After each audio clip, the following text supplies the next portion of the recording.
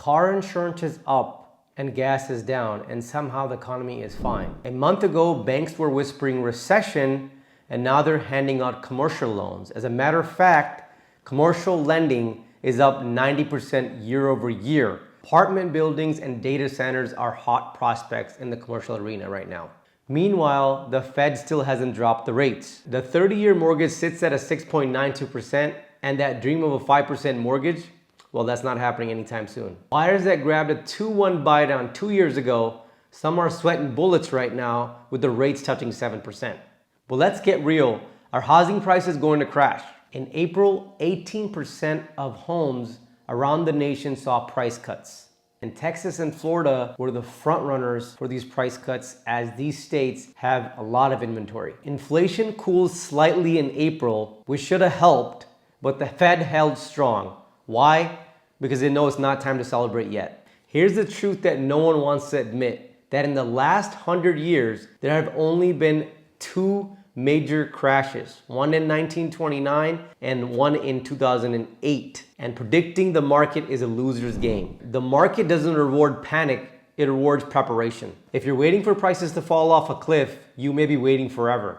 In many markets, it's cheaper to rent right now. But if you fast forward 10 years, rents will skyrocket. You can't lock in rent, but you can lock in a mortgage for 30 years. So the question isn't where the market's going, it's where are you going? Are you waiting for the market to crash? By no means am I asking you to do something that your pocket won't allow, or you're just not in the right mindset for. All I'm simply asking you is to keep your eyes open for opportunities that do come when there is blood on the streets and there's uncertainty in the market. And we're sitting in one of those markets right now. So I know in the beginning of the video, I talked about a bunch of different trends and told you where the markets were last year and where the indexes and where the rates are. But to look at some tangible numbers, let's go and dive in and look at a local market here for the city of Livermore, which is a city in the Tri-Valley area, which touches the East Bay area. So we're gonna look at the inventory for detached homes, single family detached homes for the month of April, because May numbers are not out yet. So if we looked at just active homes right now, April 2025, there are 117 homes active compared to last year, the same time, there were only 56 homes available. So almost double the inventory there. As far as homes pending, 56 are pending right now, 52 were pending there. So the absorption rate is quite low, even though there's a lot of inventory on the market. So that just gives you, that leads into my next point is there are almost about 2 months of supply right now, whereas the same time last year there was 1 month of supply. That's almost doubled. Average list price is $1,493,000. Last year that number was $1,388,000. We haven't seen a price drop there. Average sales price is $1,519,000.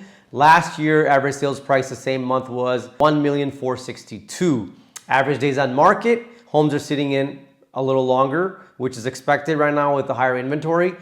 There's 17 days on market right now. Last year was 13 days. Now looking at sales price versus list price, what it's listed for, what it sells for, we're at 102% this year. So homes that are listed sell 2% higher. The same time last year, they were sitting at around 106%. Homes that were listed were selling 6% higher. So home prices haven't fallen. It's just that what we're listing these homes at, they're just not selling that much higher and there's more inventory on the market. If you're getting real value out of this content, please hit the like button, hit subscribe, and don't forget to leave me a comment because I'd love to hear from you. So if you're actively or even passively looking right now and you're a buyer, my first advice to you, I know you guys are very smart, especially here in the Bay Area. I would urge you guys, if you haven't already, to talk to a loan officer and know where you stand financially speaking. You know, even though you can run a mortgage simulation online yourself, but talking to a professional is going to give you different rate options, loan options, and you're going to know what your pocket can afford right now. This is gonna give you confidence, and it's gonna cut out all the guesswork, because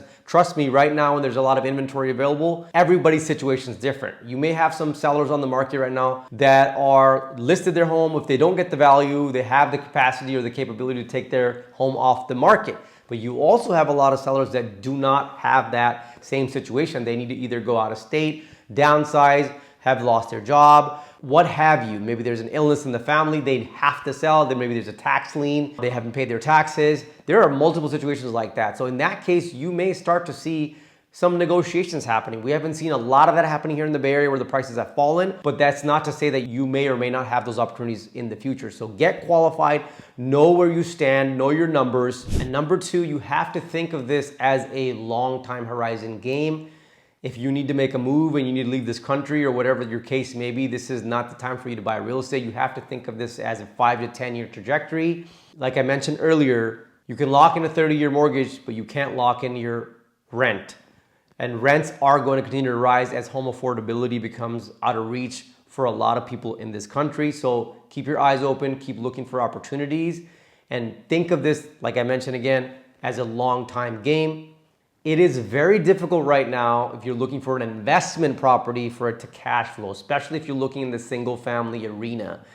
If that is what your goal is, I urge you to look for commercial properties. Like I mentioned, there's commercial lending out there. There's a lot of other properties, creative assets that you can look for, duplexes, quadplexes, but homes, single family, especially here in the Bay Area, even in other parts of the country and other parts that are further away from the Bay Area, cash flow is a big issue right now. So if you're looking for an investment property, you may have a challenge. That's the fact out there because the rates are high and the rents are just not there for you to get cash flow. So keep that in the back of your mind and keep your eyes and ears open because there will be opportunities there to be made. I hope this video is insightful to you. Until next time, this is Karan Singh.